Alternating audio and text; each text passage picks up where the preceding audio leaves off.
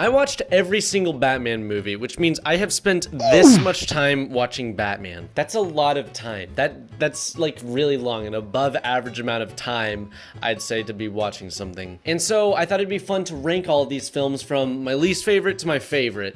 All 9 or 8 of them. I don't know. I didn't watch all the Batmans. I didn't watch the animated Batmans, and I didn't watch the Justice League movies because I felt like those didn't really count since it's, you know, it's not really like Batman specifically. But I watched every mainline Batman. So from the 1966 movie to the Robert Pattinson one. I also decided not to include animated movies, so Lego Batman will not be in this list, although if it was, it'd probably be number like 3. Also a real quick spoiler warning. So yeah, let's get started. Batman Forever was a genuinely fucking awful movie. This was my least favorite movie on the list. Every other movie on this list, I got some form of enjoyment, whether it be like ironic enjoyment or maybe it was just a good movie. Not this one. This is the only movie that I couldn't stand. This movie can't be saved by it's so good it's bad factor like the Batman 1966 or the Batman and Robin movie. It's just bad. It's not entertaining in the same way those are. This movie spends every single second with Batman or Bruce Wayne like questioning. He's like, am I Batman or am I Bruce Wayne? I don't know, because I'm a little bitch. And it plays in that motif like extremely heavily throughout the entire movie. And in every scene in this movie, we get like 2 faces. 2 sides. Is it Batman or Bruce Wayne? The good side of Two-Face, the bad side of Two-Face. It gets annoying after a little while, and it's very on the nose and apparent. This felt like the longest movie on the list when I'm pretty sure it was actually the shortest movie on this list. It was only an hour and 45 minutes, but it made you feel every single second. Val Kilmer gets the award of my least favorite Batman in this entire series, so go Val Kilmer. I feel like he had the potential to be good, but he was just so painfully uninteresting. And Robin also kind of pissed me off throughout this entire movie as well. It's crazy because Batman's like this dark and edgy superhero, but he has this pattern of meeting up with these supervillains that are just like super crazy, and they're like really wackadoodle and like out of the ordinary, and it gets annoying and tiring. That's all Jim Carrey is in this movie. He's just like, I'm the Riddler. This movie also has my least favorite Batmobile of any of the Batman movies. Even like the low budget 1966 movie had like a sick Batmobile compared to this one. This one sucked. Two-Face is evil and has 2 faces, and that's his entire character. He kills shit and he blows shit up sometimes, and that's it. I got sensory overload watching this movie. I felt like I was being flashbanged by shitty CGI every time I opened my crusty eyes. This Batman's Gotham is probably the best part of the movie. It's like dark and purple and like cool, and I haven't seen many movies approach a city this way, I guess. Don't watch this. If you want a funny Batman, watch Batman and Robin. I didn't even mention Jim Carrey. Jim Carrey did a shit job. He's only slightly worse than 2022 Batman's Cringler. Oh, and lastly, the score was actually pretty good. It was a little bit jazzy. It wasn't amazing, but it was pretty good. My final score is a 2 out of 10. Batman and Robin was cool. You get it? It's an ice pun. It's also a joke because this movie sucked. This movie does get too much hate. I did get some enjoyment out of it, but only very little, only a small amount. This movie reminds me a lot of the Lego Batman games, which I fucking love and was like my introduction to Batman.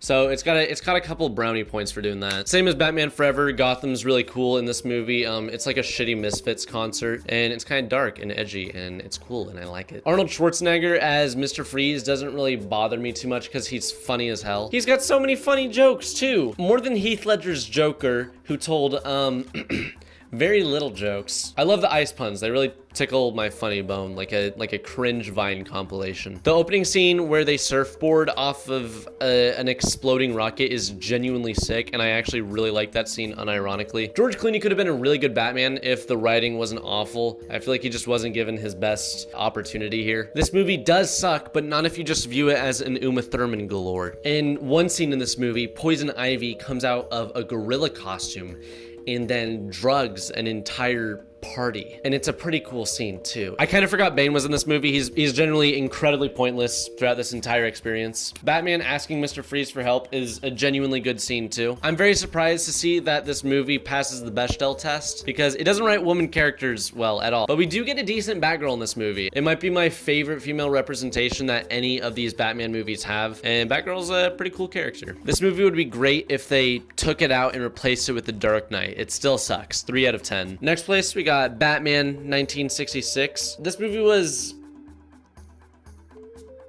I'm kind of surprised at how much the internet likes this movie, actually. One thing I didn't realize and I learned throughout this entire experience is that Batman wasn't viewed as this cool, edgy superhero until Batman 1989, because he's a fucking goofball in this movie. This movie's an hour and 48 minutes long, and it's funny for like the first 20, but it kind of loses its novelty. The costumes make me LMFAO though, so it's got that going for it. It's a charming, lighthearted watch. It's not trying to be something it's not. It's a fun, goofy movie. So if you can accept it at that, it's fun. I'd recommend it. The Riddler in this movie is better than Batman 2022's Redditler. There's a scene in this movie where Batman for like 5 minutes is carrying an active bomb, and it's lit on fire and we don't know when it's gonna blow. And he's running with it for 5 minutes trying to figure out where to throw it, and he's right next to an ocean. They were probably trying to reference Dark Knight Rises with that scene. I kind of like how Batman's not some steroid-ridden superhero, and he's instead got like kind of a dad bod and he's old as fuck. My dad loved this movie when he was a kid and then told me that kids are stupid and I shouldn't have had any. This gets a 4 out of 10. Next we have Batman 1989. In this movie, Joker's a real pimp, unlike those other Jokers. I'm probably gonna get hate for most of my takes in this movie anyway, so let's just rip the band-aid off.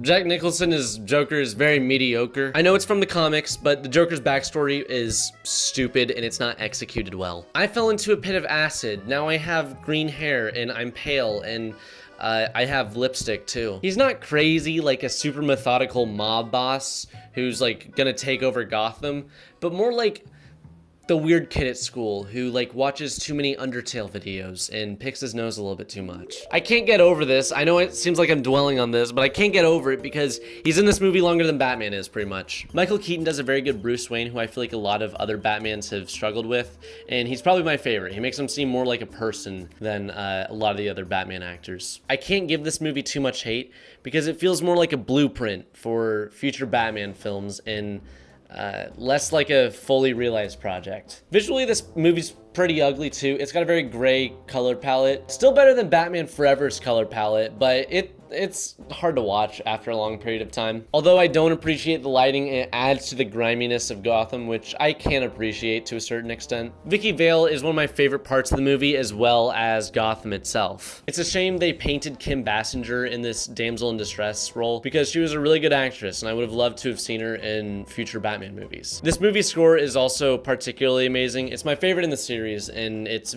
definitely the most recognizable as well. This movie sets the tone for every future Batman movie, and it does a pretty good job at it. Not a great job, but it's pretty good. Give it a watch. I'm gonna give it a 6 out of 10. So the first 30 minutes of this movie and parts of the last 30 minutes of this movie are kind of a pain in the ass to get through, and I didn't really enjoy them. What we're left with, though, is an hour and 14 minutes of a pretty good movie. They had so many opportunities to fuck up Scarecrow, and they didn't. He's a really well-rounded and really intimidating and cool villain. I love seeing Jonathan Crane in the next 2 Christopher Nolan Batman movies, and he's probably my second favorite villain on this list. It's really entertaining to watch him. Instead, they fucked up Liam Neeson's character, who is my least favorite villain on this entire list. I value the villains a lot in this franchise, so when we have a boring villain that takes up a lot of the time in 2 movies, it gets kind of boring. It's the hero backstory we're all very familiar with for the first 30 minutes. It just takes up a lot of time. In this movie, Batman's like, I'm gonna save Gotham, and then he commits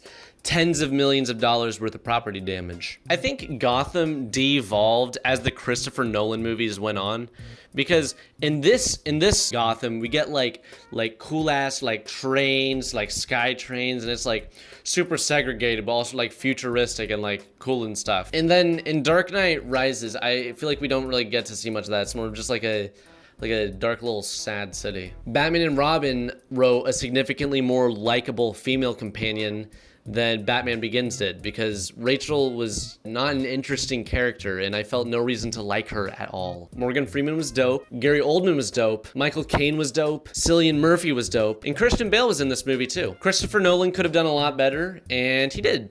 Twice. It's a good time though. Watch it, if not just for Gotham and Scarecrow. I'm gonna give it a 6 out of 10. Now I have Batman 2022. In this movie, Batman is played by a sad boy billionaire who spends his time brooding at the camera. Ooh. This movie gets a 10 for being the only Batman movie reviewed by Ben Shapiro. Good job, Batman. Gun show. The darkness of Gotham is highlighted the best here. In fact, the world building of Gotham itself is done incredibly well, and that's probably this movie's best attribute. It really knocked it out of the park with that one. The Riddler is literally Dark Knight's Joker, but he's an incel this time. As soon as the Riddler wasn't hiding behind that mask, I was like, ugh. It was kind of hard to watch. Like, Paul Dano didn't do a fantastic job as the Riddler without a mask on. Probably my favorite part of the movie is when the Riddler's thanking his social media audience. And he's like, hey guys, thank you so much for your support. It really means a lot. So thank you for supporting me, guys. They really wanted Heath Ledger's Joker and they couldn't get it. Colin Farrell did a very good job as Penguin. And I think a comedian said this, but I hate how they had an attractive actor play Penguin, because there are all these big, buff, beautiful men in Hollywood, and they have beautiful men playing ugly people, and for some reason that just seems kind of backwards to me. Like, they put money to make him look ugly. Isn't that like kind of messed up? Okay, never mind. I changed my mind. The car chase scene is the best part of this movie, actually, and it's probably my favorite scene in maybe not all these Batman films, but it's up there. The Dark Knight Rises did more than this movie did, and it was 15 minutes shorter. And I might even argue the same for Batman Begins and Dark Knight Rises. I can't stress this shit enough. It should not have been 3 hours. It had no reason to be 3 hours. This feels like someone who loves the movie Seven was given the rights to Batman and $200 million to play around with. This movie's good, but I won't watch it again for a really long time because it's a big commitment. 6 out of 10. It's fine. It's good. It's good. Next we have Batman Returns. This is the same as Batman 1989. It just has a slightly more refined coat of paint. They have a guy in this movie named Shrek. Pretty cool, right? In this movie, Batman lights a clown terrorist on fire during Christmas. Danny DeVito plays the Penguin in this movie, who's very over the top, but not in the annoying way that the Joker was in Batman 1989. The Penguin feels more like a misunderstood Tim Burton character, which is what he is, so that makes sense. This movie also has a very grand score. I prefer Batman 1989 score, but this one's pretty good too. I like it a lot. The Catwoman is a very generic superhero backstory, but she's not a particularly great character. I just wish that they had more time to flesh it out. Like if they made a movie about Catwoman, like a Catwoman movie. Oh wait, never mind. It really sucks that Vicky Vale wasn't in this movie because this was their chance to do a lot more with her character. And it sucks that for 2 Michael Keaton Batman movies, they couldn't get one female character right. Vicky Vale was an interesting character who was shrugged off for Catwoman, who isn't interesting at all. This feels very theatrical and cartoonish in a sense. It's a little bit generic. It's a little bit self-indulgent. This is what Batman 1989 was supposed to be. This is a very fun, casual movie. Don't go into this expecting Tenet. I'm gonna give this a 7 out of 10. Second place, we got Dark Knight Rises. The Christopher Nolan trilogy could have ended with The Dark Knight, and I would have been perfectly satisfied. But instead, we get this third Batman movie that's significantly more grand than any other Batman movie, maybe even any other superhero movie, definitely up to this point. The score's intense. It's not amazing. It lands somewhere in between Batman 2022 and Batman 1989, but it feels a lot more prominent in this movie than it does in some of the other Batman movies. Bane was a very cool villain, especially towards the beginning, but towards the end I was left a little bit more dissatisfied. I wish there was less mystery to him. We get this guy that wants to blow up Gotham for no reason, and that's it. That's Bane. Seeing Alfred sad is one of the few things that makes me sad in life, so that was a real bummer. This is the best Catwoman we've ever gotten, which isn't saying a lot, but Catwoman was fine in this movie. I think this movie might have my favorite shots of any Batman movie. The football stadium scene will specifically live in my mind for a long ass time. I don't really get stressed when watching movies, but I walked out of this movie with significantly less hair follicles than I did walking into this movie. This is the most stressful Batman movie, and it's not close. When I got done watching this, I felt like I just watched a 5-year-long war. It's grand, it's great. There might be a little bit too much here, but it's still very good, and I recommend it to anybody who likes Batman. I'm gonna give this an 8 out of 10. Whoa.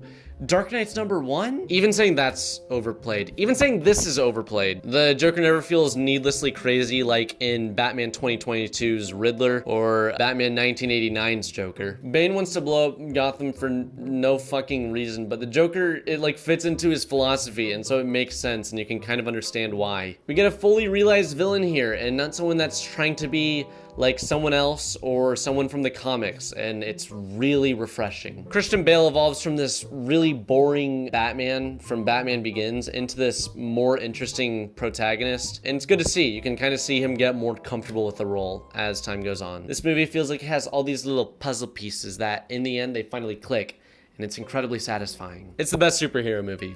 What'd you expect? I think every live-action Batman since this one has fallen victim into trying to be like this one, and for good reason. This one's really good. Christian Bale's Batman voice is a little bit over the top, and it's still kind of goofy and dumb, but this is most likely the best Batman movie we'll ever see. There isn't a lot to say here that hasn't already been said. Go watch it.